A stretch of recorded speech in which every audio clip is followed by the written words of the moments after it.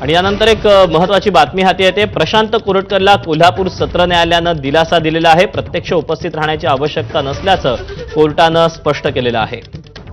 तेव्हा या सगळ्या प्रकरणी प्रशांत कोरटकर याची याचिका दाखल करण्यात आलेली होती आणि या याचिकेवर आता पोलिसांनी जी विनंती केलेली होती ती कोर्टानं फेटाळलेली आहे आणि प्रशांत कोरटकरला कोल्हापूर सत्र न्यायालयानं दिलासा दिलेला आहे। प्रत्यक्ष उपस्थित राहण्याची आवश्यकता नसल्याचं कोर्टानं म्हटलेलं आहे।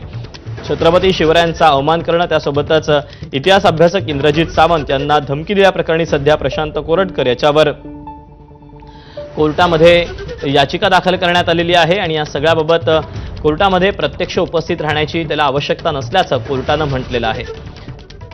त्याने या अगोदर अंतरिम जामीन मंजूर करून घेतला होता, पण त्यानंतर आता ही जी सगळी केस होती ती मुंबई हायकोर्टात देखील दाखल झालेली होती आणि या सगळ्याबाबत जी सुनावणी आहे ती कोल्हापूर सत्र न्यायालयामध्ये कोर्टाच्या आदेशानंतर सुरू झालेली आहे आणि कोल्हापूर सत्र न्यायालयाकडून आता प्रशांत कोरटकरला पुन्हा एकदा दिलासा देण्यात आलेला आहे। प्रत्यक्ष उपस्थित राहण्याची आवश्यकता नसल्याचं कोर्टानं म्हटलेलं आहे। अपडेट जाणून घेऊयात, विजय केसरकर आपल्यासोबत आहे। विजय, प्रशांत कोरटकरला कोल्हापूर सत्र न्यायालयानं खरं तर काही अंशी दिलासा दिला असं म्हणावं लागेल, पण आज नेमका काय युक्तिवाद झाला, काय घडलं कोर्टात? दीपक अगदी बरोबर आहे। कोल्हापूर जिल्हा सत्र न्यायालयाने प्रशांत कोरटकरला काहीसा दिलासा दिलेला या ठिकाणी पाहायला मिळते।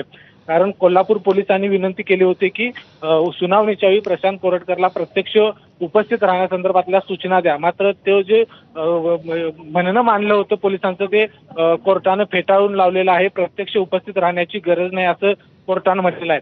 त्याचबरोबर जे मुख्य आहे जामिनाच्या अर्जावरती जी सुनावणी आहे ती सुनावणी आता 17 मार्चला होणार आहे। 17 मार्च पर्यंत हा दिलासा आहे तो प्रशांत कोरटकरला मिळालेला आहे असंच म्हणावं लागेल।